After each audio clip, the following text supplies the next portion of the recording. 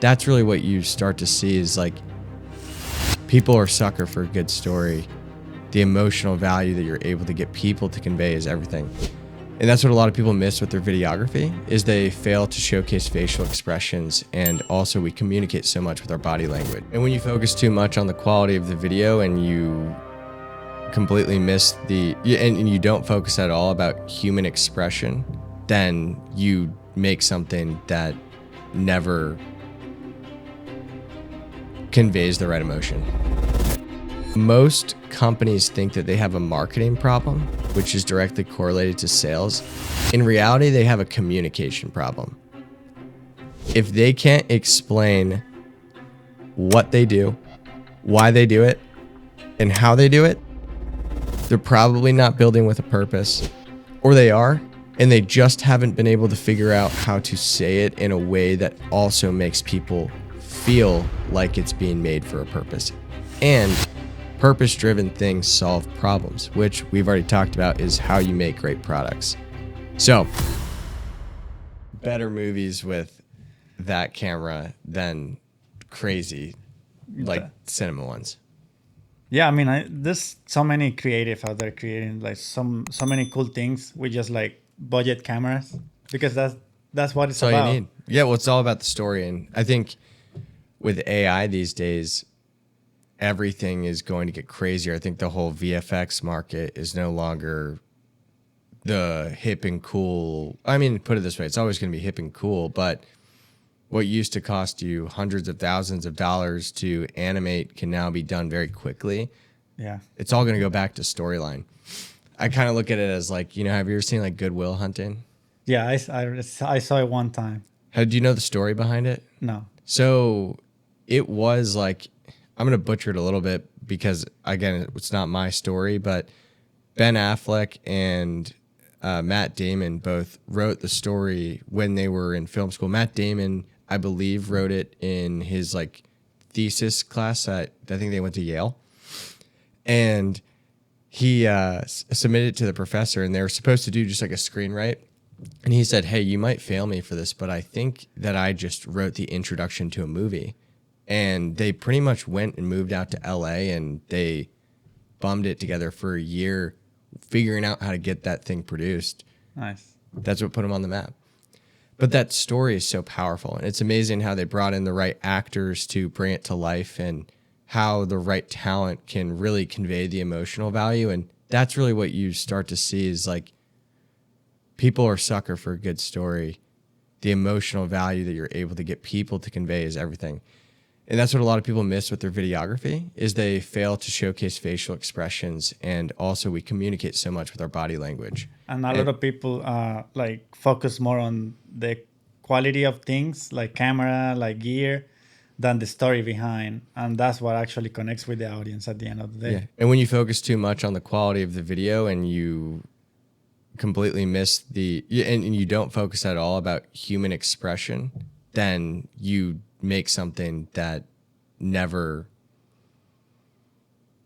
conveys the right emotion. Good.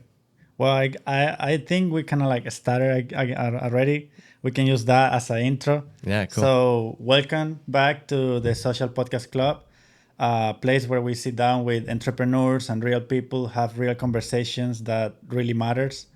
Today, guest is Teddy from Giard Co. He's an entrepreneur, founder, marketing strategist. He's everything. He wears different hats. So he shows people that he's proof that you don't have to do it the traditional way. So welcome to the show, Teddy. Hey, thanks for having me. Yeah, thank you for coming here. I want you to take me back, like before all this, your company and all the projects you work on. What was your life before, like growing up, and when did the entrepreneurship bug hit you first? I grew up with incredible parents that always supported us to find something that we love to do and just do it full speed. I did not have the type of parents that expected us to go and make varsity or go and always get straight A's or get into an Ivy League or do whatever. I had parents that expected us to explore things, to go and find something that we liked, and then who expected us to not half-ass it. And so I was very blessed with that upbringing. I don't think that I ever decided that I was going to become an entrepreneur. I don't think that that's a decision that you make. I think it's something that happens. I can remember that I never, ever considered applying for a job.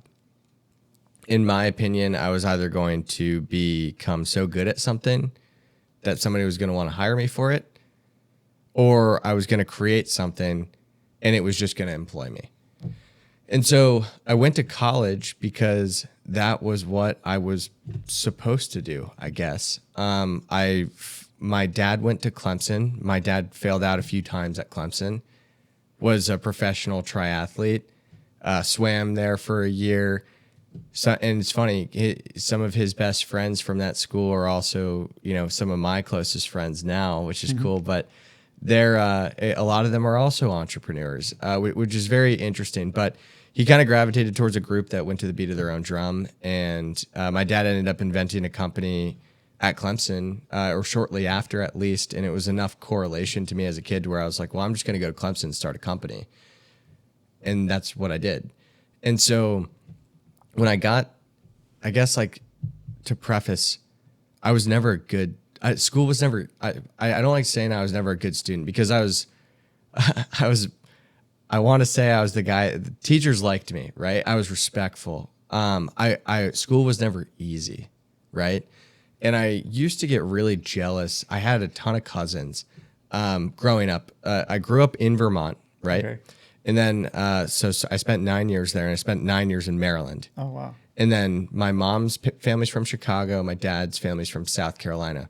Just a little bit of everything, right? Those were different lifestyles, very different stages. I got to see different things, whatever. When I was in Vermont, my dad was senior vice president of Burton Snowboards. So I got to literally watch snowboarding explode, go from pretty much become a global sport, and watch them take the company to, I want to say, like from 300 to like 800 million, wow, which is pretty cool. And like as a kid, you don't realize that. You just start to understand like what real brand building looks like, what cultural relevancy looks like, what compounding community is capable of. And my dad was a product engineer, so you realize what good products do, and they solve problems. So when he left Burton, he went to Under Armour in Maryland, and we happen to have my family's huge. My grandma, the one from the South, is one of 9, and then all of them had about 4 kids, and then they had 4 kids, and yeah, so I have like 50 plus cousins or something like that, and a lot of them happen to live in Maryland. So I ended up moving to Maryland and then like living around a bunch of cousins that I had never really met before, that are now some of my best friends to this day. A lot of them were like absolute brainiacs. And I remember thinking constantly, like, why are they so good at school? Why is it so easy for them? And a lot of them would tutor me all the time because I needed it. But I remember my dad finally telling me one day, you're going to have to work 3 to 4 times as hard to get, the B's and A's that you need to get into Clemson, because he knew that was my goal. When I decided that I wanted to go to Clemson, I wrote the GPA that I needed to get up on my wall. And every single day that I left my room, I mean, dude, this was like me intuitively as like a 7th grader.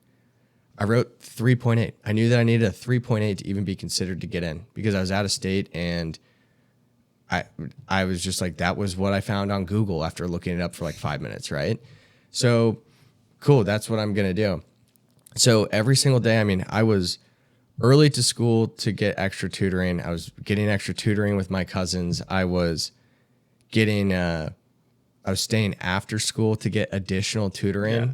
And dude, I had to work my butt off to get B's, right? And A's, and balance out those B's with whatever, and a few C's here and there. Actually, Spanish was like my worst subject. Man, Spanish is hard. Yeah. I can tell. Yeah, it is. So all that to be said, I remember my dad being like, hey, dude, you're going to have to work, you're going to have to work harder than the average person, 3 to 4 times harder to just get the same result that they're going for. And that's going to serve you really well down the road. I remember like, cool, well, that's great. It doesn't really help me now. I mean, it's frustrating. But that was my competitive advantage. Yeah. And it was the fact that at that age, I learned I don't know where it came from, like the goal setting of just like, this is what I'm going to do. And I'm just going to relentlessly pursue it. And I'm going to like when I say I'm going to do something, like it's not going to not happen. I'm going to do it. And just putting it on the wall, it wasn't like I need to get a 3.0. It's a 3.8. I'm going to get a 3.8 and I'm going to get into Clemson. Ironically, I got into Clemson by the skin of my teeth. I got bridged to Clemson, which is like they accept you to their community college, whatever. I did not care, dude. I got in. Yeah. When I got there, that was where I think everything kind of shifted for me because I had finally hit that goal. And this was a place that for some reason I felt called to be. I think that's like God put that place in my heart. I worked for it. I prayed about it. I didn't think that it was going to happen at some points, but I put everything that I had into getting into that school. And then when I got there, I said, now I'm going to take advantage of being here. And that was when I went all in on starting a company.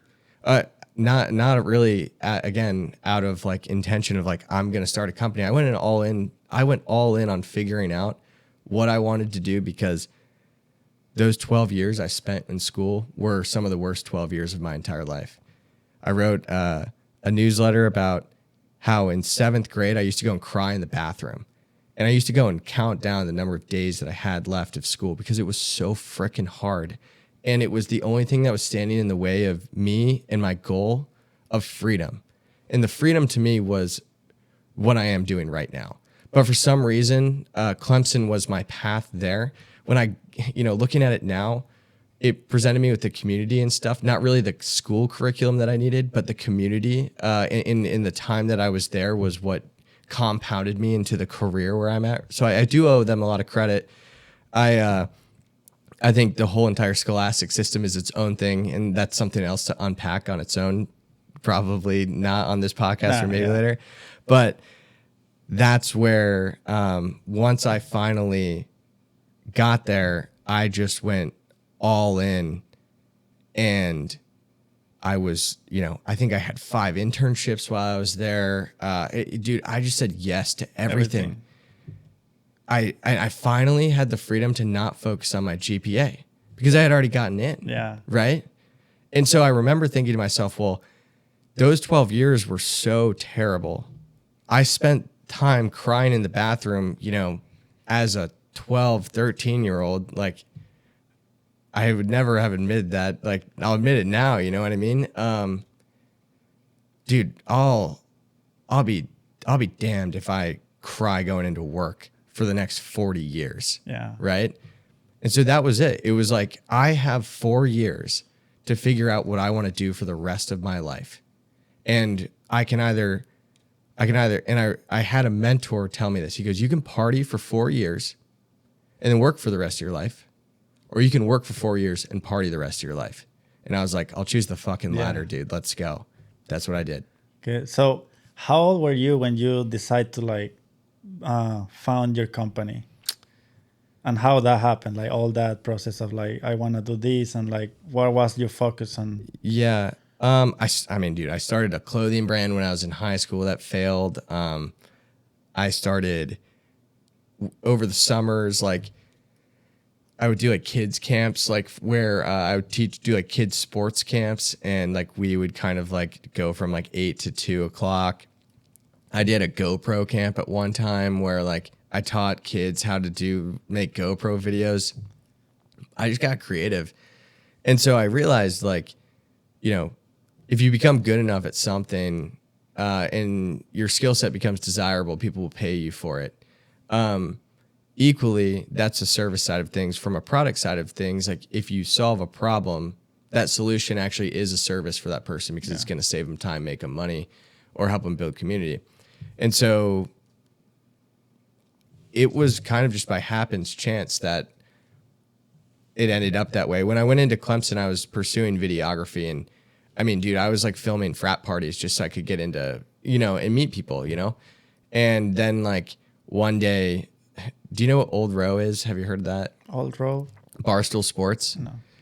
It's like a frat boy college page sort of thing. Okay. But they used to film like parties, and I remember they put something out on Twitter one day, and it was like, hey, we're looking for a videographer to go to like Florida State Clemson weekend and record the whole thing.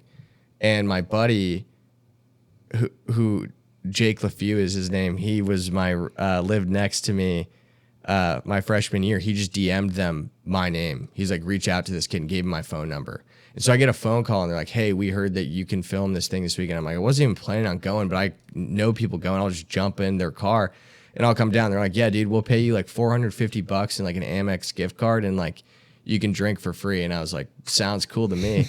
And so I went down there, and I just, full sent that. And then I was kind of like, okay, cool. Like I'm going to go and I'm just going to do videography. I guess this is going to keep working out. And so I started doing that. And then I started to kind of like understand that like videos were correlated with like the SEO landscape. So like when people Googled stuff, like videos were ranked, and that's why Google owned YouTube and like all that kind of stuff. And I was like, okay, well, when college kids look up Clemson, I mean, like one of the first things, and like, dude, I wasn't like a partier in high school, but I wanted to know what the culture was like at the school. And I knew that one of the number one search terms for people my age was like Clemson parties. Like, what are they like? And so I just started filming everything and then made montage videos, and they started getting a ton of traction.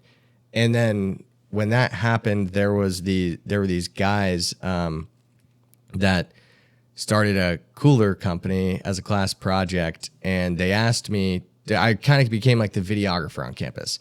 They asked me to make their Kickstarter video. And I told them no, because I wanted to go wakeboarding with my buddies. And so I went and made a video of my buddies and I wakeboarding. And then they launched the Kickstarter. The Kickstarter failed. And then that summer, driving down, this was after my freshman year, driving down for my sophomore year, my dad was kind of challenging me, like, so like, what are you doing? Like, whatever. And I'm like, yeah, I had just gone abroad that summer because like I was in a weirdly, and this might be TMI, I was in like a weird position with like my parents were like, I'm the oldest, so I was the first one doing anything, and I was definitely being like rebellious, like in the sense of like, everyone's focused on GPA, everyone's focused on like whatever, and I'm like, no, I'm gonna do this my way. Like I finally got here. I'm good. Like let me go. Yeah. Let me go. Cook. Yes, exactly. So it's kind of, but it's like, what are you cooking, dude? You know what I mean? And so there was definitely like a trust gap there. And I finally was just like, hey, I shot the guys a DM, and they were like rebranding the company. I'm like, let me just like meet up with you all. I met up with them, and they were like, I made them a video of the new cooler. We had rebranded it to Kanga, and the video got like 64,000 views. And I remember I was like, well, shit, that's pretty crazy. And at the time I had been doing a lot of work for Southern Tide, which was like an apparel brand. It's actually ironically located here out of Greenville. And I remember they had a storefront in Naperville, Illinois, where my mom's family was from. And I walked into the Naperville storefront, and I saw all my photography and videography in there. And my dad looked at me and he goes, are they paying you for this? And I'm like, with apparel, you know what I mean? And I'm like, I didn't realize I was good at that.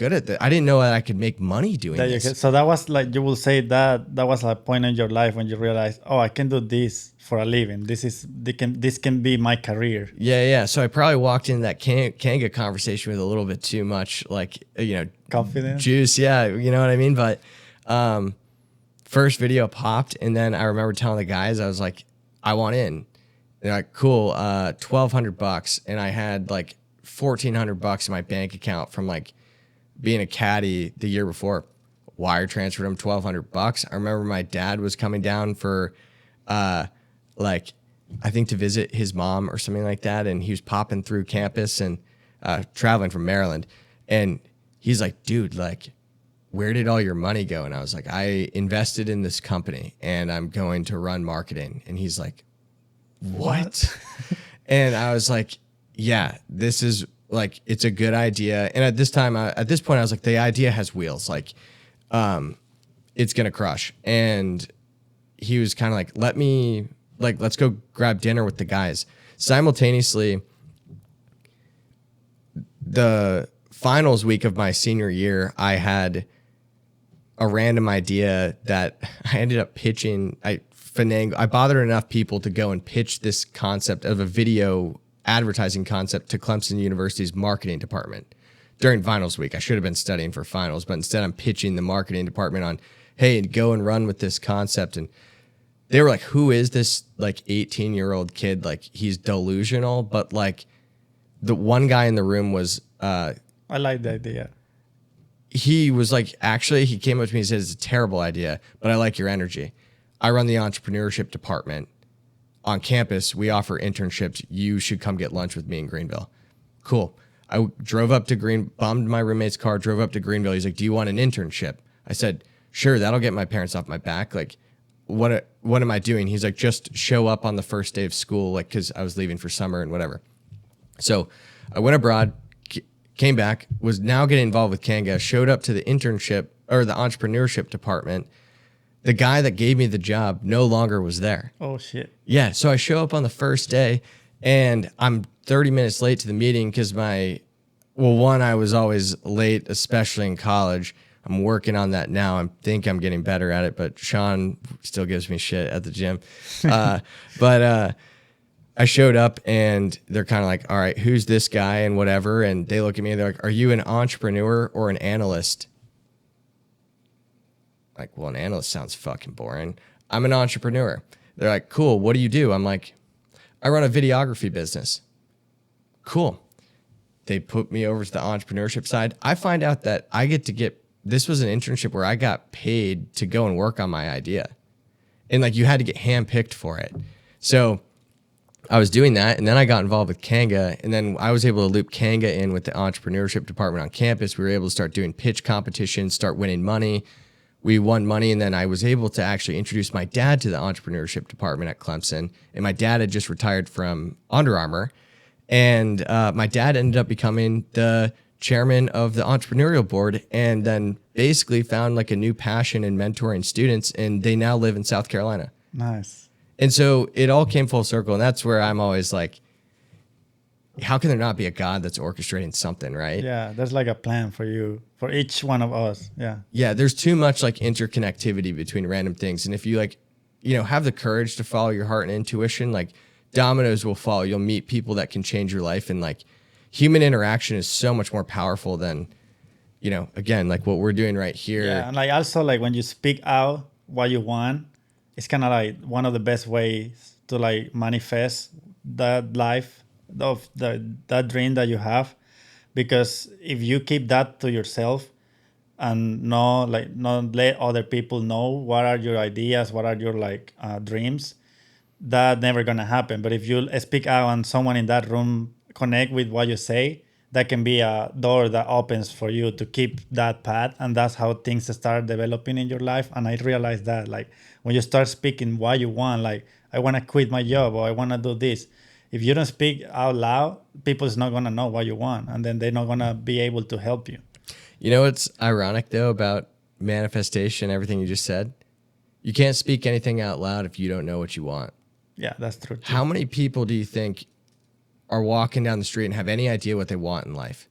Not too many. Not many. And people wonder, like, we have a purpose problem in the world. That's our biggest issue, is people have no motivation to go about living. Why do you want to wake up if you have nothing that you've set in front of you that you want to achieve and nothing that you want to change? You have to be able to see things move. You have to be able to see things connect. And that's what keeps you going. That's what keeps you inspired. And that's what keeps you optimistic. That's what gives you hope. That's what builds humanity. And so what we have is this environment where we have access to too much information. We have access to too many people. You don't need access to that many people. You just need access to the right people. And when you actually ask yourself what you want, and the question to ask yourself is, what would you do if you could not fail? If that is too broad of a question, the question then to ask yourself is, what would you do every single day if you did not need to make money? If that one's still too broad, what would you do for free? And that's your answer. That's your answer. For me, it was videography as a kid. I could not put it down. When finals week came around in like high school, my mom, I never got grounded in high school, dude, but my mom took away my GoPro. Seriously. Because we were so obsessed. But that's like, what a gift it is to like uncover those things and to find them. Yeah. Yeah. For me, I feel like after I like got my first video camera, I was like, oh, I like making like frames. I like making things look good on camera. And then I've been realizing this is the thing I will do even if it's for free. I done a lot of videos for free, because I just wanted to have something to work on, like practice my color grading or my editing skill or whatever. So that's like a path that I starting to find that's my dream, or that's like my career. I want to like pursue something involved with creativity, videography, photography, and that's what I'm like figuring out now. That's beautiful, dude. And like all I want to say is that you're like, so much further ahead than majority of society. Majority of people in this world don't have one thing that they love, which is really sad. Yeah. It really is. And honestly, like, that's your own fault. Yeah. And that's where we need to take accountability. But like, there are people in this world that want to help you find that. And, sounds like you found something. All I'm going to say is, dude, pursue it full on and like, don't look back. And, that fire, that passion will change your life. Yeah, I know. It already has changed a lot of stuff in like how I feel about waking up every day, going to the gym, like hanging out with all of you, work out together. It's been shifting my perspective of like what make me happy and like what is the things I want to do, what I enjoy. And it just make a really big impact on your life when you finally find, oh, this is my passion and this is what I want to do, even if it's for free. Because like you say, you wake up and you already have a goal. You want to do this today. I want to get done with the podcast today. I want to make a video later, whatever it is. So now moving on to the next part, I would like to talk a little bit about how was the process of building Giard Co, like your company. Yeah. Well, now that I, gave you the 20-minute spiel on how I even ended up. Whatever. It's okay, man. It's a little back. It's a ping-pongy one. Okay. This one I can actually make a little bit more streamlined. So where we left off with my parents kind of moving to South Carolina, that now became my senior year. My junior year of college, we saw some success with Kanga. We successfully funded a Kickstarter. We went on Shark Tank. That aired. We're now going and we're doing this thing full time. I had one more year left of school while everyone had actually been out for quite some time. They were all seniors when I was a sophomore. So there was a huge age gap. But I went and worked there for a year and a half, and I completely burnt out. I completely lost passion in videography. I lost passion in the people around me. I no longer believed in what we were doing. And you know what? Like, I had a lot of maturing to do. And so I finally stepped away, which was the hardest decision I'd ever made at that point in my life. Looking back on it, it's the best decision I ever made. But that was the first thing that I had built with my own hands, that I had poured my like heart into, right? Building a brand is like such an emotional toll on your body and like also your community. You have to embody it to do it right. That was what I learned from the Burton and the Under Armour days, watching my dad and all those guys do that. It's like you have to live the lifestyle that you're running with. And to be honest, like I no longer wanted to like binge drink and party and like, you know, watch football, and that just, I was no longer appealing to me. And so I resigned. That I ended up exiting the company for a number of reasons, but that was rockier than I would have probably wanted it to be. But that is where I tell people I got my LSAT with real life consequences. So I got to see true colors. I got to deal with a lot of legal stuff at, you know, the, you know, real mature age of 22, right? You have no idea what's going on. And that was when I met by the time this podcast goes out, that was when I met my wife, Marissa, who I had run into when I was in college, and we were just really good friends. I found out that she was in Greenville, and you know, she got a dog, Jackson, and I was like, let's go take your dog for a walk. And she ghosted me for a month, and then she invited me out on the walk, and I ended up bailing on a bunch of guy friends to go and hang out with her, and took her to dinner, asked her to be my girlfriend like 2 weeks later, and then asked her to marry me like a year and a half later. And nice. I want to say maybe I butchered that timeline, but I knew that I was going to marry her like very quickly. Or like that we were just going to do this thing. And the way that that kind of like came about was I met her when I was exiting Kanga. So the biggest identity crisis that I had at that point in my life, right? It felt like I was like losing a part of me, right? I was definitely losing friendships, which really sucked. And again, you're always grateful for it at the end, but at the time it still hurts. But I pretty much, she lived in Greenville, and I pretty much just started living in her apartment while I navigated this legal battle. And I was paying some lawyer off of Fiverr to give me advice, and I'm like highlighting this like 100-page operating agreement that like a company of our size didn't need to have. And I ended up negotiating it, and finally was able to exit. And at that point, I had a bunch of job offers, which was really cool. It was cool to see that people respected like what we had built. Yeah.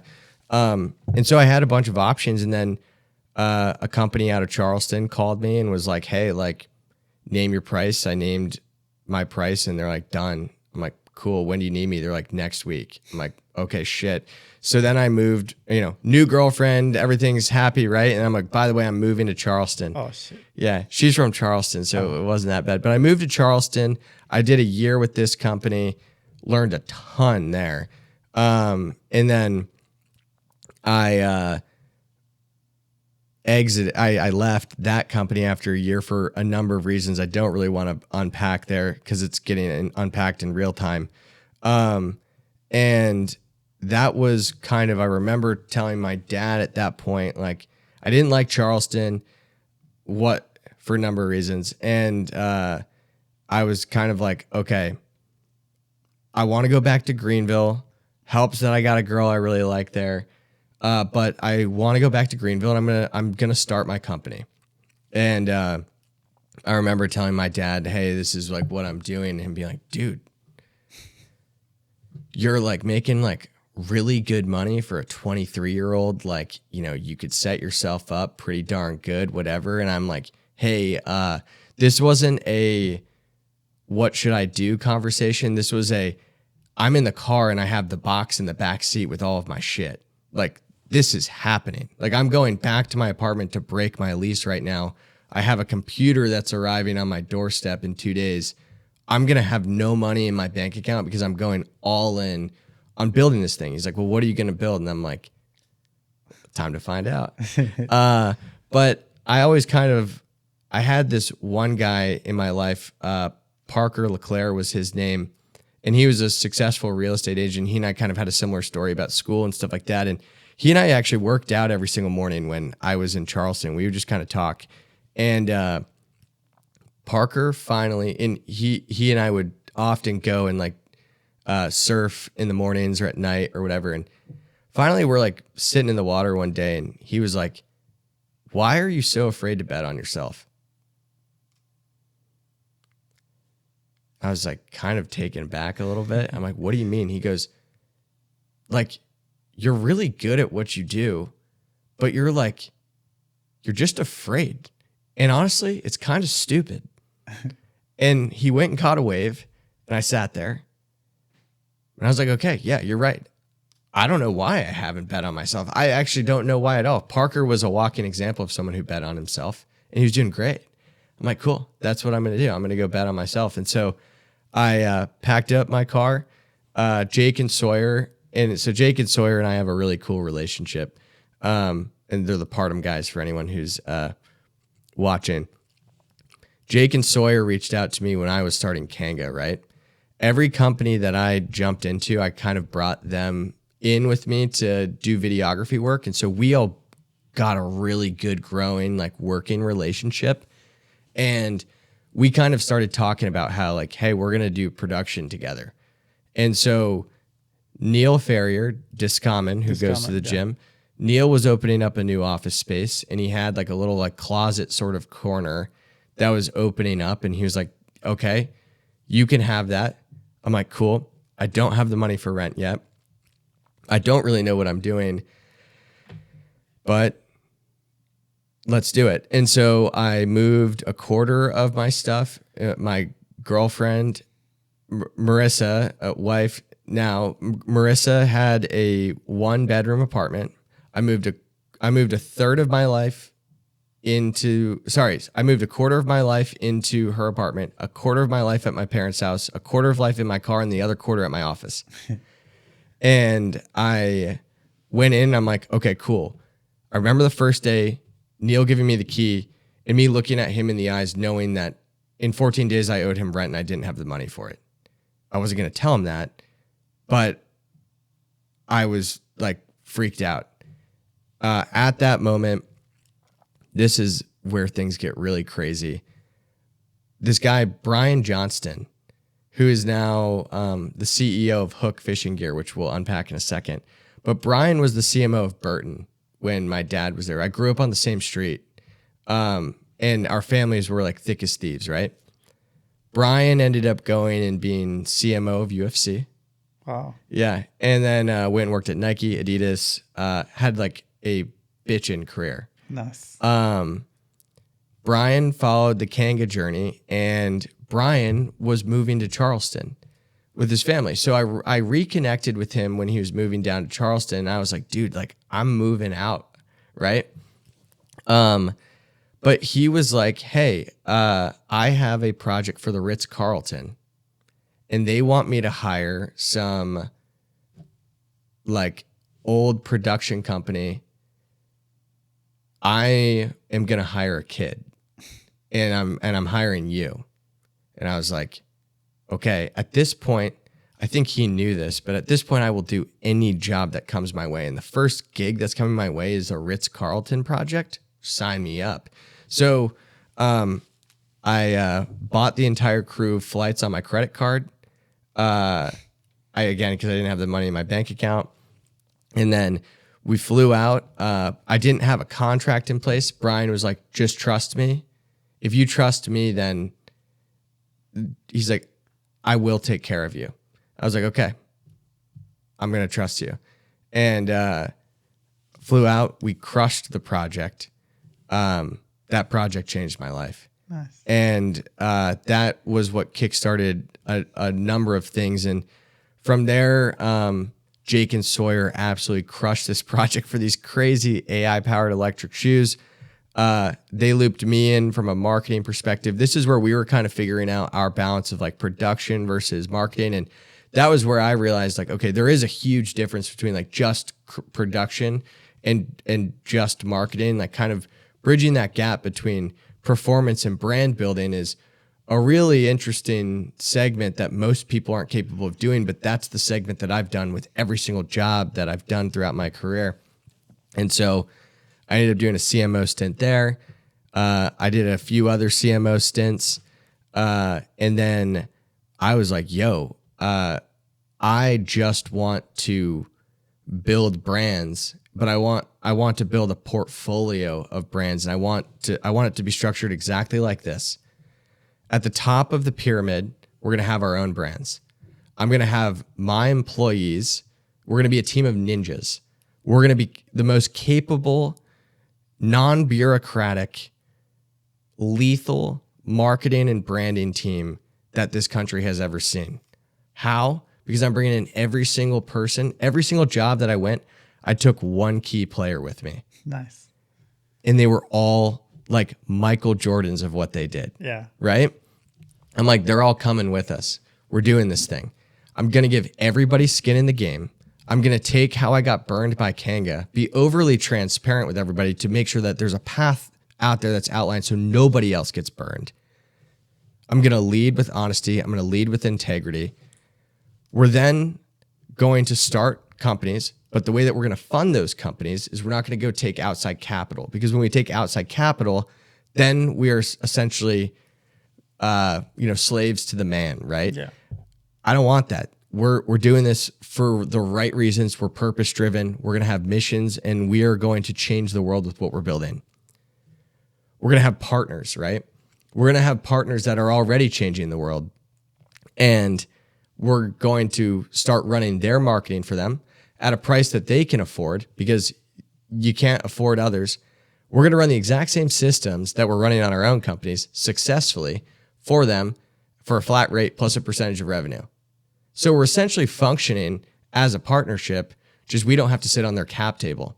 Below that, anyone that's not yet in that spot, we're going to do advising, right? Weekly calls with them. We're going to help them build exactly what we built inside of their company. And then below that, we're going to give away everything that we have for free, which is like, the Alex Hormozy model, but it's the right thing to do. It's pay it forward. And a key player that I have not talked about here that I want to bring up is a guy named Josh Reed. Josh has changed my life single-handedly and is one of the best humans that walks this planet. He worked at Under Armour when my dad was there, and when my dad and then left, he was running the outdoor department there. He left to go start a company called Hook Fishing Gear, HUK, right? My dad told me when they were leaving, he's like, keep an eye on this company. It's gonna be sick. So I'd been following them since I was like in high school, right? Fast forward to when I'm in the Kanga days, Josh approaches me at a trade show. Josh was a Clemson grad. I didn't know that. Also, so he's Clemson, entrepreneurship, whatever. Josh took me under his wing, was like, knew my dad, was like, okay, cool connections, whatever. Took me under his wing, introduced me to everybody. Josh was one of the founders of Hook, a $100 million fishing brand. And he has since left, runs a company called Marsh Hen Mill. And guess who the CEO of Hook is now? Brian Johnston. Oh, nice. And so now our entire portfolio is really, it's family owned, faith-based operated, but every single person, whether it is a portfolio piece or a partner, has been built by relationships and the people that I consider family. And I consider my employees family. I hold them accountable to the standards that I hold my own family, my brothers. We run fast. We do it unapologetically. And if you're going to get benched, you're going to get benched quickly, and you better be careful because there is somebody else that's coming for your spot. I'm loyal as shit, especially with people who work their ass off. And right now we have a team of absolute ninjas that I don't see going anywhere. And I want to make them all millionaires before they're 30. Nice. That's beautiful. Just having like someone like you leading like this team of like ninjas, like how you call them, because they are. I mean, I know a few of them, and like they're just amazing at what they do. They're like they Michael Jordan on what they do. So that's great. So I don't know. I would like you to walk me through any of those brands that you helped to build, and like how was the process to make them maybe go up 400% on sales or whatever. Yeah. I mean, we could get into the nitty gritty marketing stuff, but I feel like that's like too nerdy. I think the best thing to paint out is like most companies think that they have a marketing problem, which is directly correlated to sales. In reality, they have a communication problem. If they can't explain what they do, why they do it, and how they do it, they're probably not building with a purpose, or they are, and they just haven't been able to figure out how to say it in a way that also makes people feel like it's being made for a purpose. And purpose-driven things solve problems, which we've already talked about is how you make great products. So that's, if I were to say anything, that is what we've done. We've brought people in and we've said, hey, we're just going to figure out how to talk about ourselves the right way. Because building a brand is saying the right thing at the right time in the right market for an unforeseen amount of time. That repetition is how you build legacy. That's how you create familiarity. That's how you create association. That's how you start correlating your brand with habits, hobbies, you name it. And once you become a part of somebody's life, that's where you have the opportunity to change it. And so we believe at a core that the message that you're putting what a lot of people don't realize is that when they buy a product, they are directly funding their marketing, because a percentage of sales is always how you build the marketing budget to try to make more money, right? Mm.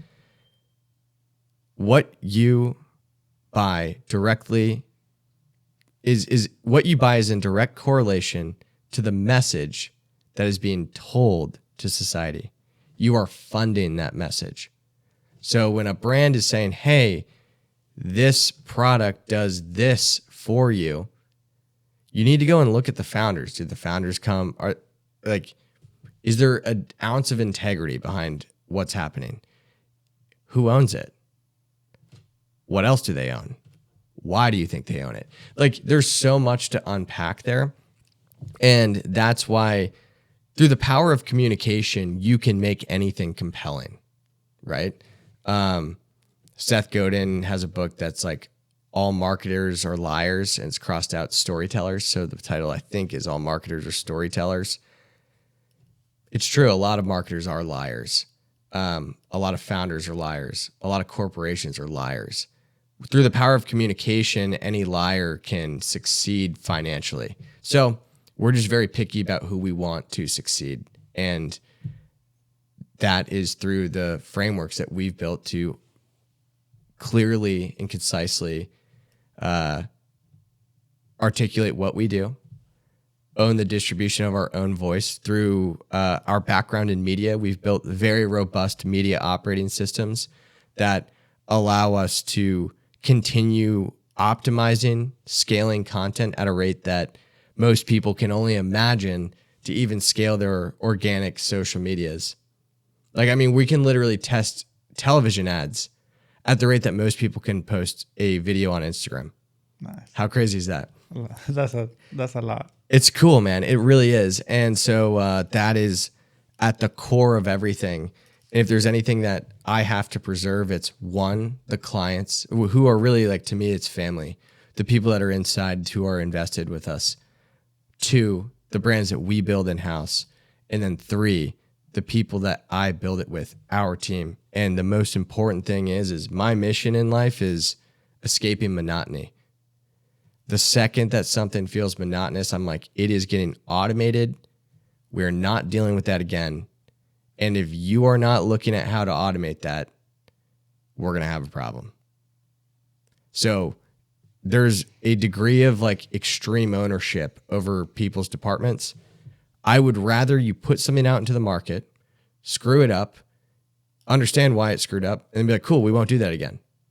As opposed to going and talking about what we're going to do to then go and put it into the market to still have it not be where it's supposed to be, because nothing is ever where it's supposed to be. Yeah. I mean, if you don't test it, like how you going to like upgrade it or like improve it? Right. Our entire model is built from my background of product and whatever. It's like we're getting the prototype to market at the fastest speed possible to figure out what works. More importantly, figure out what doesn't work. Make sure we never do what doesn't work again, unless we find data to have us test it again. And then we are going to double down on what works. And we are going to unapologetically take over the market with good taste and the right messaging. Nice. So give me one thing someone could start doing today to grow their brand with no budget, no team, just them. That's a great question. If you were trying to grow a brand from scratch, the first thing I would do is create a TikTok and an Instagram account. And I would start talking about and documenting what you're trying to build. One thing that a lot of people get wrong is they try to build a brand instead of building a really good product. A while ago, I'd say back in like 60s, 70s, 80s, whatever, you could kind of get away with building a brand name and then having products under the brand and then getting out via wholesale and whatever. Distribution looked different back then. Nowadays, if you're trying to build a brand, the best thing to do is to build a really good product that solves a very clear problem for a very specific person. Start documenting your journey of solving that problem. Start documenting the experience of people when they have that solution, and start pitching that product online. I call it quick pitch content. We coin it QP. But it's literally where if I had a product and then you identified a problem to me and I just pitch it to you and I'm saying, hey, here's what it does, whatever. It's like, oh, that's interesting, compelling. See if you can get traction. I'm not even talking about sales. See if you can get eyeballs. See if you can get views. See if you can get shares. See if you can get saves. If you are getting that, you have figured out an effective communication strategy. With an effective communication strategy, you can figure out how to position your product correctly, send people to the website, then generate sales. So if you're trying to build a brand, I would tell people focus on a good product. Again, we're talking about lifestyle brands. Focus on a good product, solve a problem, document how you do it, and put it out there. And realize that you should be putting out as much content as possible, and that the content that looks dumb and doesn't work is failing in front of nobody, because content that doesn't work doesn't get shown, therefore doesn't get seen. No problem. It's a good way to look at it. Yeah. If you're trying to build a personal brand, again, I would look at it essentially, the product for you is a piece of content that you can create over and over and over again. Yeah. If it's like if you were able to write out 30 questions that you can answer specifically, it's a great place to start. If it's like you doing dances, great place to start. The thing is that relatability and trust is created through the correlation of multiple things that you trust, right? So for you speak Spanish natively. That's your first language, right? If you went to see a dentist and the dentist spoke Spanish, would you trust that dentist more? Probably. Yeah, yes, exactly. Yeah. Because you understand it, right? So weirdly enough, like we don't have to see someone's true colors to start to trust them. But if they understand what we understand, we just immediately feel more comfortable, and therefore we're more willing to engage. So that's kind of where it's like, hey, if you're if you're a chef, but you love trail running, make content about how you cook on trail runs. Yeah. You know what I mean? Start to find those weird gaps between industries, and that's where you'll really explode. I saw these guys from, I think it's Argentina. they opened like a burger spot there, Uh-huh. but they document everything since they got the building when it was empty, like the Oh, really? remodelation, like working on like taking the walls down, redesigning everything. It went so viral when they first opened. Like the first probably few months, they were like sold out every day. People doing lines just because they saw the process behind the brand on social media before it even happened. And you nailed it. So, like, the most important thing is that the storyline is more important than the production value. You can always add production value later, but a good story anyone will listen to. And I kind of use the analogy now of back in the day, in like medieval ages, you actually had like jesters who would do like public shows. And then you also had people who would walk around and just like share news, right? Kind of your broadcast channels, right? Yeah. Everything's just adapted. Yeah.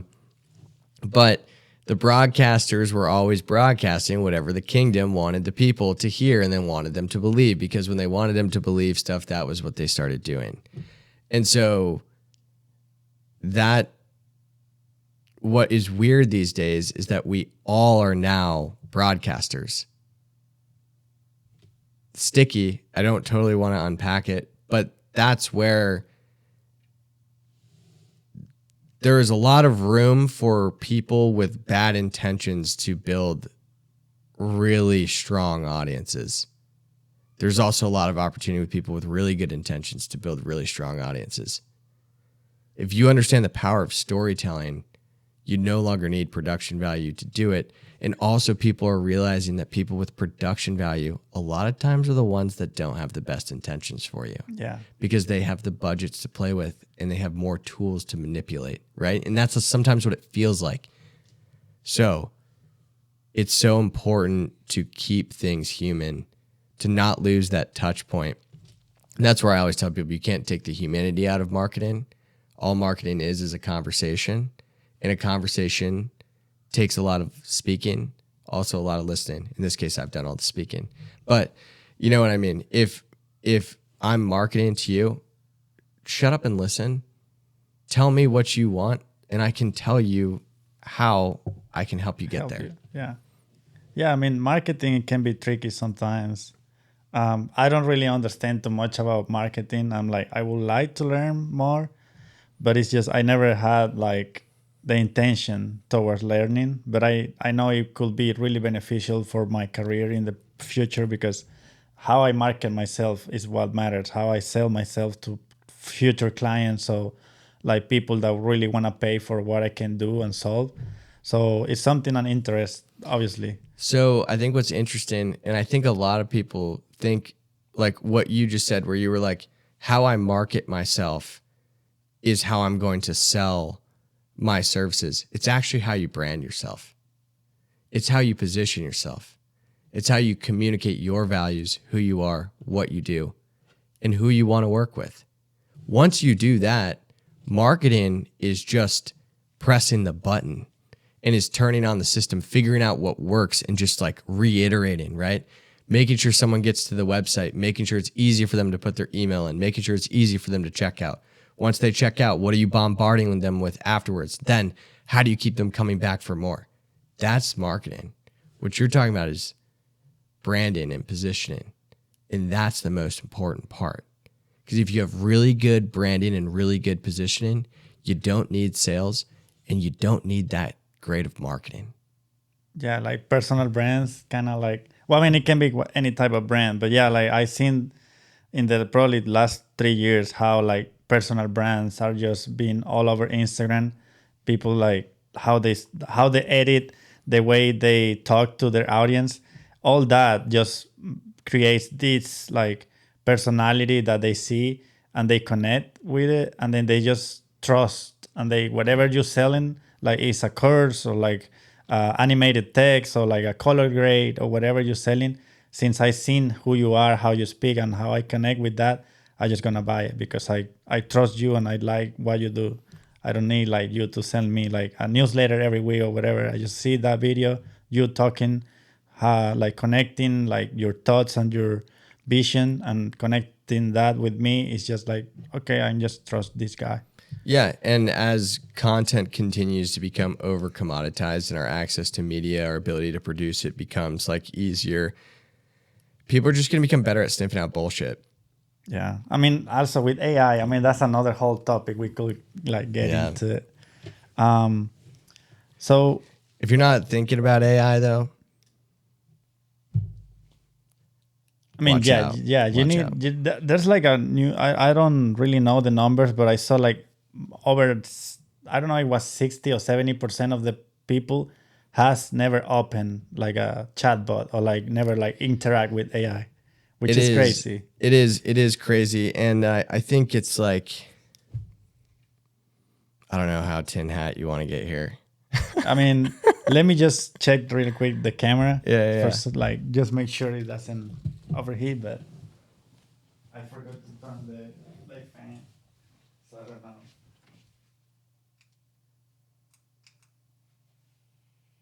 Yeah, because he was already like getting there.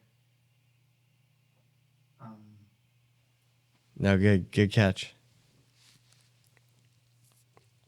Damn, it has a little battery still. Hopefully that's. Oh, shit. You're good. Hopefully it doesn't like turn off. I don't think. I'll we can monitor it a little bit. Well, I can talk, so just shut me up if you I just keep talking, man.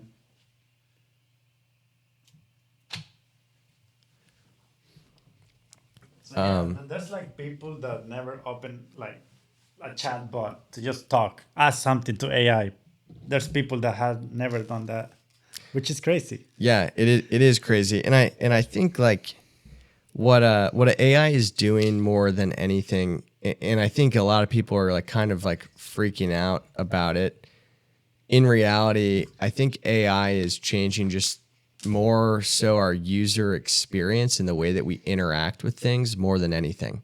It's like when the more you play around with it, it's not that different from search engines like Google and like how things how you code things to speak together and whatnot. It's really just giving us more access to do it faster because it has enough information to know what is worth doing and what is not worth doing, if that makes sense. So AI is smart because it's learned from all of our mistakes, right? Yeah, the database of AI is just so big. Yeah. And again, that's why it's more important to know what not to do than what to do. When you know what you shouldn't do, by process of elimination, you're in a better spot to try to get the right answer. So for you, like how you think people is misusing AI, like brands or business are like not using it on the right way. well, okay, so anything that is like monotonous or not directly furthering people or your interconnection with humanity should be replaced by AI. So I'm talking about studio photography, listing stuff for your website, all that kind of stuff. Like, it doesn't make sense. And it sucks to say, I got a lot of great friends that do this kind of work, but it just does not make sense to allocate your budget there. What a lot of brands will do is they'll take that money, put it in their pocket, and shove it to the bottom line, which, more power to you. That being said, I think the brands that are going to win are going to cut down on those costs, and then they're going to invest more into telling more stories with very specific people. So endorsing the right people, furthering their mission through somebody else's mission, essentially. So leveraging somebody else's personal brand to build their brand, as long as their missions align, right? But the company should be the one funding the project. They should be using the money that they're saving from automating mundane shit with AI to go and tell more stories. When you do that, you'll create this interconnectivity that is super powerful. So here's like a really weird one for you is like people look at footage, like video footage, as something like once it's seen, it's done, right? It's like it lives and it's done. It lives and it's done. In reality, like repetition is extremely important, especially repetition with the right things. So most brands aren't repurposing their content. They're investing a lot into a shoot. They're shooting it, and then they're not using it to tell more stories. They're not using it to market more products. They're either just not equipped with the right people in house, or like they just don't know how to do it, or they never. Most times they've actually just never had to. Nowadays, it's super important to leverage all of that footage to tell as many stories as you possibly can. And the thing is like memes exist, right? Do you have memes on your Instagram page? Yeah. So the reason a meme is popular is because it was like a culturally relevant moment. It was a moment in a show or a movie or in time that meant something to people for some reason. Then when you overlay text on it, you can completely change the meaning of it, but people still know what it means. Yeah, the origin of the meme. Yeah. Right? So think about that as a company. The best brands are essentially going to create the same cultural impact that a meme has with their own owned content. So when they go and they repurpose that as ads and they go and show it with products, then people associate the storyline and that brand. feeling with the brand or that product. So it's touch points. It's really important. Like, I don't even know if I want to get into this one, but like, there's a world where you could start getting ads of like clothes, but it's like you wearing the clothes. Like ads of clothes? Yeah. Of me wearing the clothes. Yeah, on your feed. Yeah, I mean, I don't know. I don't know how to like even answer that, honestly. I'm just saying that's where it's going. It's weird, but that's, yeah. Like, I don't know if this has something to do, like, you've seen that, like, Sarah, they have AI on their website that you just take a picture of you and then you can see the clothes on you. That's kind of like where you're going. Yeah, that's where I'm going. So, like, you think that tech already exists. So there are going to be certain people that buy things when they see people that they perceive as more attractive than them wearing it. There are going to be other people that buy things when they see people that they perceive to be less attractive wearing it because they think that they can be more attractive than them if they wear it. Then there are going to be other people that are going to buy things because they can picture themselves wearing it. And there's no better way of picturing yourself wearing it than getting served an ad of you wearing it. Yeah.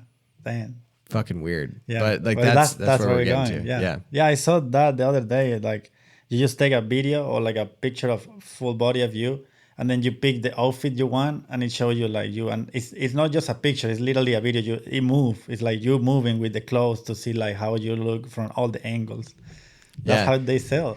It's how they sell, and the thing is that yeah, I don't know, man. I don't know. I think I think there are a lot of cool elements. I think that like, look, we're gonna have our own issues with like electricity and the amount of stuff. Like, we already know that. And if you don't think that that's the case, then you either know something that I don't, or you're delusional. The impacts of AI, though, could also streamline stuff in ways that we can't even imagine yet. So think about how much waste we have with products, right? And I'm coming from someone who's in a product world, right? You manufacture something based off of perceived demand. You allocate a marketing budget to try to move it, and you calculate your profit margin within there, right? Here's how much I can make. Oh, you're good. Yeah, I was just checking. Yeah. Here's how much you can make. So if you buy too much product that you can't sell, there are distribution channels designed to buy shit that can't move, right? Also, there are ways of basically writing off product by donating it to, communities and stuff that actually don't need the stuff. We're manufacturing too much, right? I think what AI has the power to do is to create super customized and curated experiences for people and really streamlined print on demand. And so I think that we could solve a lot of our waste problems by, a lot of times you return shit because it doesn't fit, right? Yeah. Everyone's got different fits. Everyone's got different sizes, whatever. Well, what if you had a standardized system like in a profile for the account to where they knew how you fit and you ordered it and you knew that everything coming back was going to fit and you already saw an image or a video of yourself wearing it so you know how it looks. So once it's sent, and maybe there aren't returns because it's actually custom tailored to you, right? Yeah, that would be great. That would be cool. That would solve that problem. Again, every action is going to have an equal and opposite reaction. There's going to be a give, there's going to be a take. But I do think that we're going to live in a world where you walk into the shoe store, it scans your feet, and you walk out in like 3D molded shoes around you. It's already starting to happen, but I think that that's where we're going. I also think that people are going to start buying things for craftsmanship and for timelessness. And I think that people are going to want to start integrating real, raw, in like previously living materials into what they wear and what they come into contact with.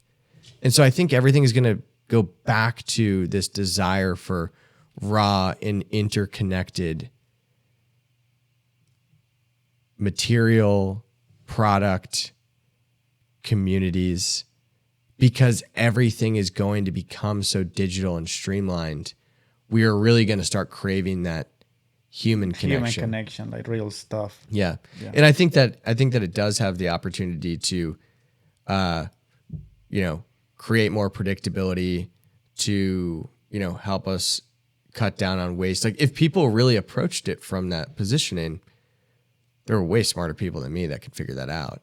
But there's for sure a market for it. And what's going to be really interesting to me though, is going to see what happens to the corporate giants. So think about that. Think about a high rise in New York City. What is everyone doing there? Yeah, when AI takes over. Well, I mean, like even now, like what are you doing? Yeah, like what? office. I mean, like, do you think every single person in that office is doing like everything so efficiently that like no, they're not. No. But you can have a computer do it more efficiently. That's scary. And that's also reality. I mean, yeah. And so like, the genie's out the bottle, dude. If you're not curious, competitive, and a critical thinker, you're fucked. Seriously, you're fucked. And so that is what I preach to everybody. I'm like, problem solve, find something that you love, you'll stay curious. And, look at what's happening around you. Yeah. And realize that like you're valuable until there's a better solution. Everyone is replaceable. Yeah. That's just life, dude. As we adapt, like everything is replaceable. Certain species in life went extinct. Yeah. I hope the human species doesn't go extinct. But that's kind of what I'm getting at is like as things evolve, not to say that there's not human interference, but certain things thrive, other things don't. So that's where I'm wondering though, from a corporate standpoint, sure, you can probably cut down a lot of headcount. You can probably do a lot of maneuvering and whatnot. But more so from the small business standpoint, we all now have access to the same tools. Yeah. Now, what we don't have, like, we all have access to the same tools, but not everybody has the same intentionality to discover what they can do with those tools. Totally. But it's never been easier to discover what you can do with those tools. Yeah. And so what a company in the S&P 500 used to be able, like a company in the S&P 500, you know what I'm talking about with the S&P 500? I mean, yeah, that's the stock market and all that. Yeah. A company within the S&P 500 can basically hide I'm processing it. A company in the S&P 500 could previously gatekeep a lot of market research to make sure that when they go and invest in product, they can do it predictably to make sure it moves in the right market. So they can basically go and say, we're going to waste the least amount of money. And that's what makes starting a company so hard, is all the risk. Well, we now all have access to the same data. They'll tell you that we don't, but we do. You know what I mean? Or at least we have access to the same tools that can help us solve those problems, especially with like a more like, you know, brain that has more to lose is going to treat it a bit differently than like, oh, it just said do this, I'm just going to go do that, right? So that's where I'm really curious to see how like corporations pivot, because okay, small businesses are now going to be equally equipped to provide competitive products and solutions. And I might just be speaking for myself, but I'm more inclined to go and help my friend's business than I am to go and help something in the S&P 500. Yeah. And like now, yesterday or like 2 days ago, Anthropic released a bunch of like courses in their academy, and all of they for free, like coding and how to talk to the models, how to create your own model, a bunch of like valuable information that these companies used to charge $2,000, $3,000 for like a course. Now just they put in out there for people that just want to spend the time really understanding the tools for the future, because that's pretty much what we're doing nowadays.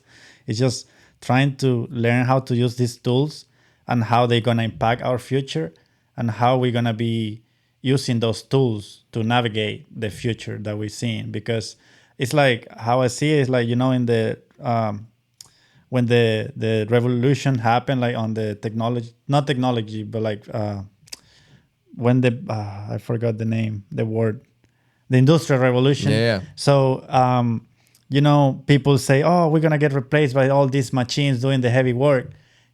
I mean, they're gonna take the hard work, make it easier for you, but they're still gonna need maintenance. They need someone running it. They need someone like doing like all this. So like that's what we need to learn. It's just how to use these tools, how to do maintenance, or like how to run these tools, because they're gonna need us in the future anyway, unless they get to a point where like they write their own like software and everything. That maybe happen, but yeah. And the thing is they'll get there, but someone's still going to need to be like, yeah, no. What I mean, there's gonna need to be quality control, right? Yeah, you need still like a human like feedback. Yeah, totally. Sure. I mean, dude, like people freaked out. People that like trains existed before the car. You know, people freaked out when the car became a thing. Now everyone has a car, and now we're like self-driving cars. And like, dude, like technology is always going to increase. And the thing is as tech increases, it increases at an exponential rate, because more innovation equips you with better tools to continue innovating at a faster speed. So that's where we're seeing the way the world is moving is at such an intense pace right now that people are going to get left behind. And so like, that's what's weird to think about is like, you know, we joke about like, you know, everyone always like, oh yeah, like my boomer dad sent like, a super dumb text and whatever. It's like, dude, like my dad accepts the amount of tech in his life that he wants to have, which I totally respect. He'll take in AI tools that work well for him, but like, dude, he's not interested in like building like a supercomputer that can like just do like, he's just like, dude, like I want to like go and like golf and play pickleball and like, go run with my dogs. Like that's what he wants to do. But we're going to live in a world where, our parents are at that stage, right? But it's going to happen with our peers. That's what's going to be crazy.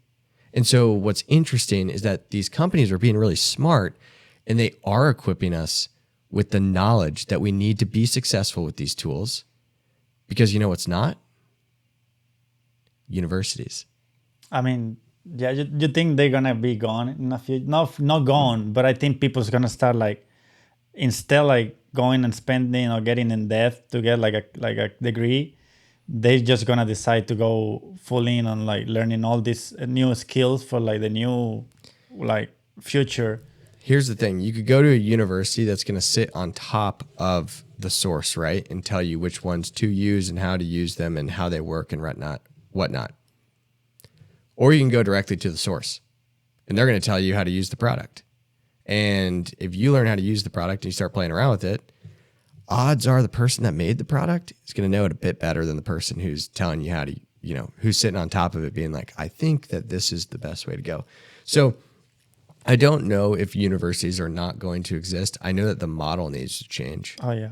The model was built off of research, which is now a publicly accessible you have database. it in your pocket, literally. Yeah. That's crazy. Yeah. So that's what's really insane. And so, one interesting point I want to unpack too is like, what is more valuable, somebody's time or somebody's money? The time. Yeah. If you spend more time with them, you can probably get them to pay you money over time. Right. So if Anthropic was like, hey, you can get Claude certified for $3,000. I'm sure a lot of people would do it and they could make some good coin, right? Instead, hey, here's how you can leverage Claude. We're going to equip everybody with the tools to do it.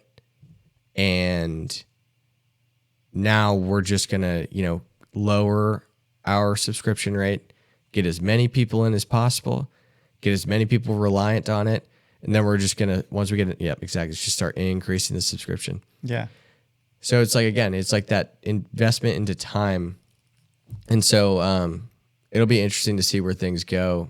But that is where like I'm so skeptical on the whole school university thing. And specifically from like the business side of things. I'm not an engineer. I'm not a doctor. I'm not claiming to be. I'm going to let them fight their own battles. I'm going to fight the battles and the things that I can control. And like, that's the business world. And like, I just don't see a world where if you are not like an elite investor who is at the forefront in the spear of like tech innovation, real estate movement, and like economical, I guess like decision making would be the right word. I just don't see a world where, unless you're getting that level of caliber from board members who are making these decisions on behalf of the economy, where you're not going to learn more from just going and fucking around and doing it yourself directly through these companies that are going to educate us through their own programs, than learning from someone who's making the decision on what programs are even coming to life. You know what I mean? Like it has to get taken up a notch. Like a university now is like, I did all this research and now I'm going to present my findings, and I, more than often don't work in the industry. Like now, a lot of like, we're seeing kind of a shift now with like professors coming back of people who are retired and whatnot. But the original model and how it was built doesn't make sense. You got to be teaching people technical skills. You got to be teaching people trade. It's like they have to adopt the trade school model. And that's what like these big universities are making. We are research-based institutions. Dude, if that is how you're going to go, like Claude and Anthropic just took your lunch and, you know, they're eating it in front of you. Yeah. yeah. That's true. I mean, that's what we hated too. Yeah. So now moving to like the last segment of the episode, I want to ask you a few questions about where is Giard Co headed? Like, what do you see for your company for the next 3 years? I see a lot of fun. I don't have, so here's a crazy thing. I don't have a revenue goal for my company. Which for me, I think that will be cool to have. Yeah. Because it's like, in some point, kind of like you feel like you know when it's enough. You don't want to sacrifice, I guess, some stuff just for money. Yeah. I think I've also like been around enough people that have more money than I've ever comprehended in my entire life. And like to them, it's never enough. So I've kind of made the decision that I am going to invest my heart and soul into this company, build it, and I will stop building when I no longer feel spiritually called to do it. And I think by following that, I think I'm actually going to achieve more than I ever would if I set a numerical value.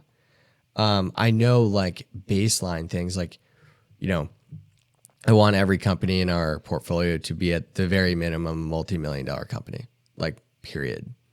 But that to me feels like very foundational. Like we have to be there to even compete, to even be taken seriously, to even be able to recruit the level of talent and have the level of freedom that I envision us having.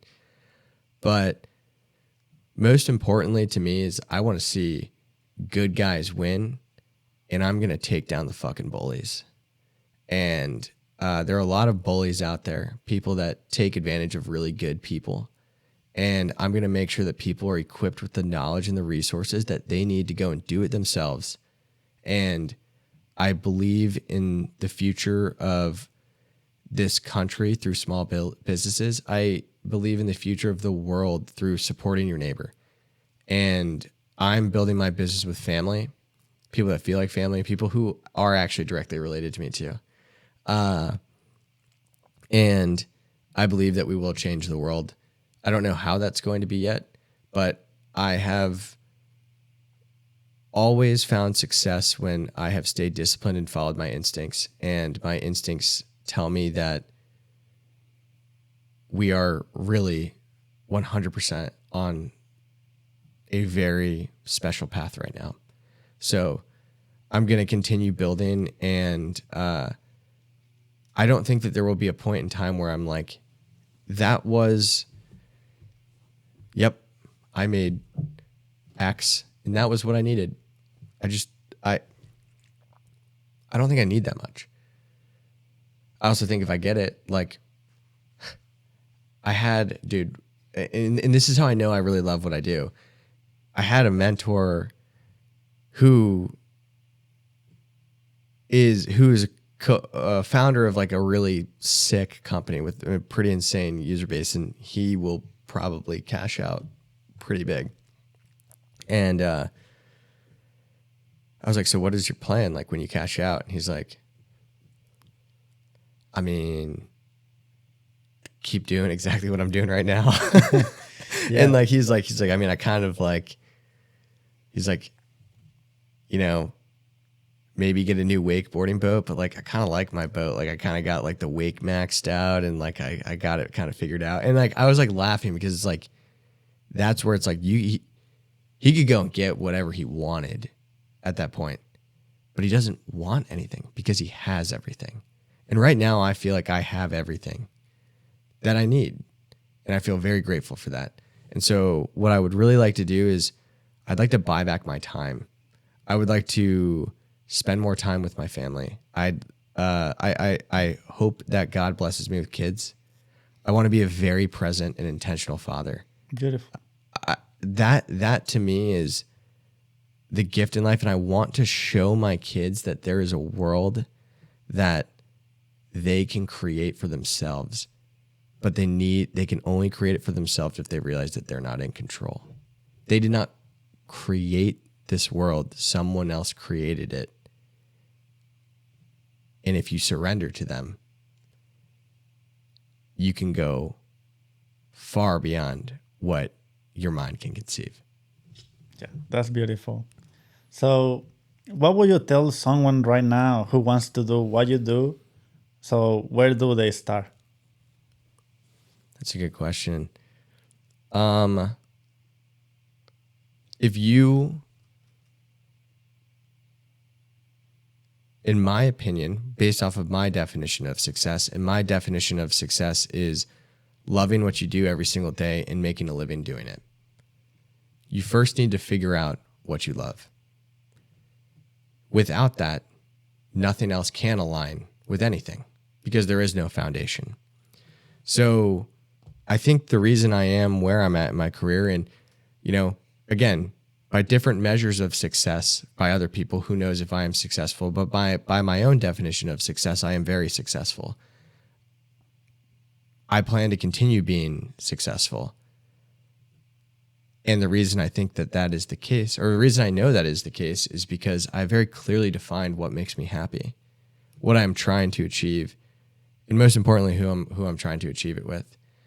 But I've unlocked aspects of my life that feel like play. We've talked about Huberman and his discussions on play. On play, yeah. Play is important. Life should feel like play, whether it is a play in orchestration or just the act of having fun. Life should be fun, dude. Go and find a way to have fun for the rest of your life.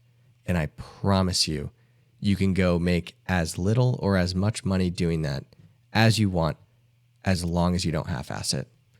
So that would be my thing. Learn a skill or a tool that at this present moment is valuable. Learn how to use it in a way that suits your style. Figure out who it can leave a positive impact on. And then do it for enough people until enough people start coming to you.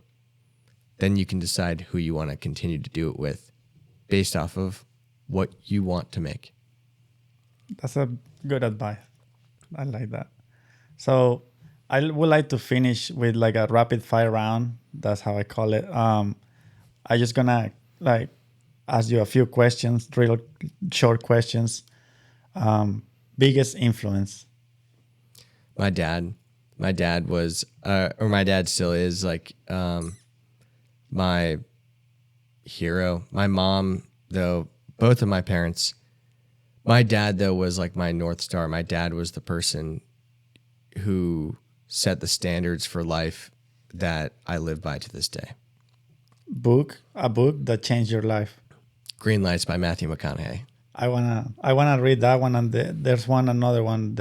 I think it's Poems and something. Poems and Prayers. Yeah. I wanna read that one. His book. I listened to his book at a chapter in my life that felt very much so like a crossroad. And if I ever have the opportunity to sit down with him, I would really love to. Just because it's funny. I've kind of ran through this scenario. If I ever did meet him, I would shake his hand and just thank him for being so emotionally vulnerable with his book, because it spoke to me, and at the time in my life, it made me feel like I wasn't alone, and I'd let him go about his day. But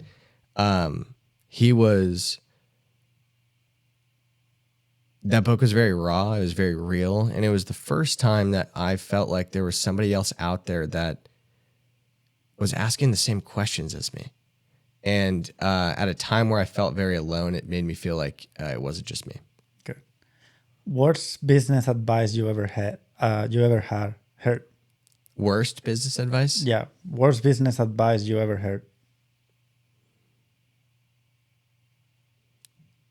Worst business advice.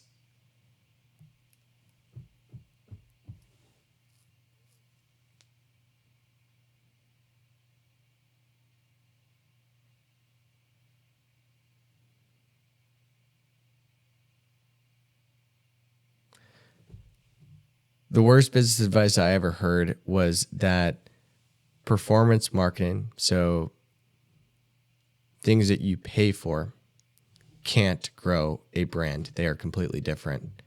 And I think that that was the most delusional statement and piece of advice that anyone's ever given, because if you're not building something for the long haul, then your short-term effort is literally burning everybody's capital, time, and energy. And so I think that that was bad advice. I heard someone give it to a brand one time. I was like, I disagree. But I would say holistically, some of the worst business advice I've ever heard is do it later. Do this now so that you can do that later. Specifically when it comes to following your passion. Go to college, get a job, then figure out what you want to do. Yeah. That's terrible advice. Yeah. Go to college if you want to do that. Take the time while you're in college to also figure out what you want to do. Try building it. Figure out if you even want to still be in college. And then go do what you want to do. Just go do what you want to do. Okay. What do most people misunderstand about you? Wow, that's a really deep question.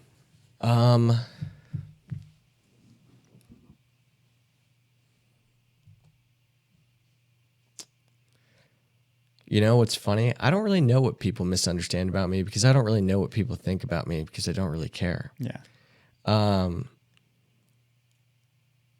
And I used to really care what people think about me, but I don't really anymore, because if they're getting in my way, I feel like I am being called to do what I'm doing. And if they're getting in the way or they don't believe in me, like, that really doesn't bother me.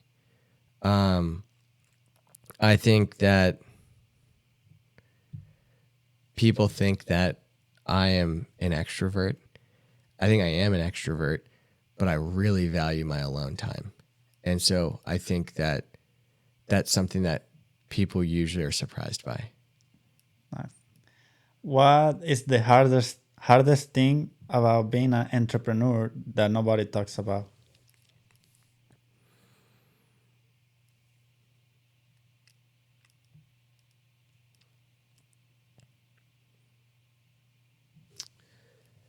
The hardest thing about being an entrepreneur is that the second that money gets involved with anything, people lose the ability to rationally think.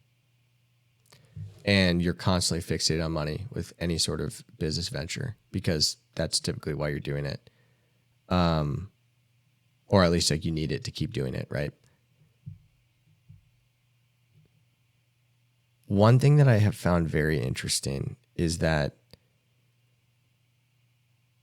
even when people are making a ton of money, it still never seems to be enough. And that's something I'm hoping to overcome, if it's even possible. And I don't know if it's possible by the design of, like, what money is. But that is something that I would like to unlock and really truly get to feel what financial freedom looks like. Because I don't know what financial freedom is. I don't know anyone, even the wealthiest people in my life. They don't seem free to me. And so I am still trying to figure out what financial freedom is.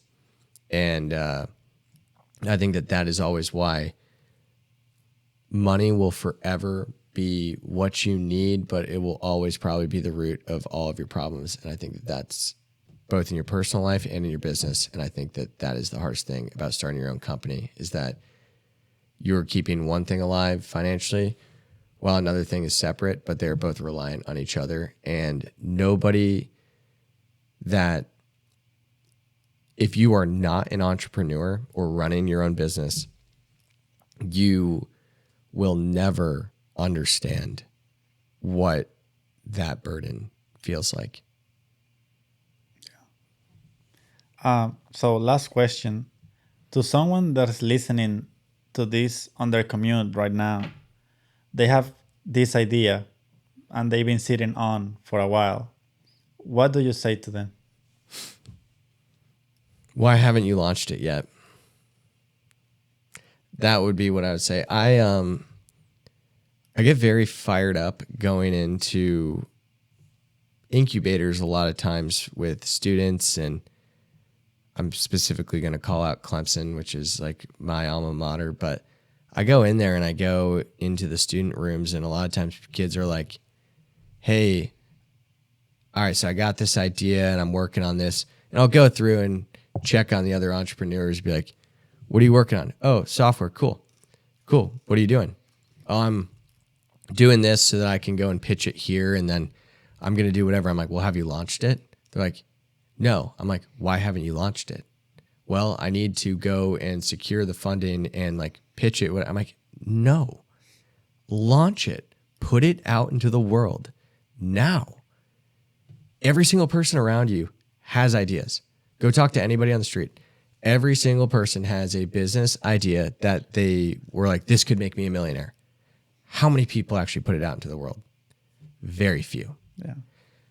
Your competitive advantage with anything is your ability to put something out into the world. And if you can do it fast, at quality, at scale, you can go do whatever the heck you want to do in your life. But if you think that you are going to get better ideas by not seeing how something is interacted with once it's out into the world, you're delusional and reading too many textbooks. Well, I want to say thank you for you, like, for taking the time to like come in here, sitting with me and like showing me all your knowledge and like talking with us about entrepreneurship and like branding, marketing, business. Because for the people that is really into this world, they're going to appreciate all this knowledge that you share with us today. So where can people find you, like follow you along and get into your world? Yeah, my website is giard.co, Giard Co. And you can find me on LinkedIn, just Teddy Giard. Again, my last name is Giard. And then my handles on other channels are TeddyG111. One thing I will point out is if you did like what we were talking about, we do post a lot of these frameworks and philosophies with like actionable business steps and tools that we build for free on our Substack. So nice. If any of your followers do want to subscribe, we give out everything that we're currently using and dabbling with for free. Nice. And on our YouTube channel, we are actively documenting everything that we're doing behind the scenes and kind of releasing a documentary like episodic series. So we're excited to get that going. Nice. So, well, guys, make sure to go and check out his work. If you want to work with him, you know how to find him. Again, thank you for being open and honest today with us. And well, we'll see you on the next episode of the Social Podcast Club. Also, thank you for hosting the podcast because this is a lot of work. Yeah. Well, thank you for coming. Appreciate you. Awesome, man.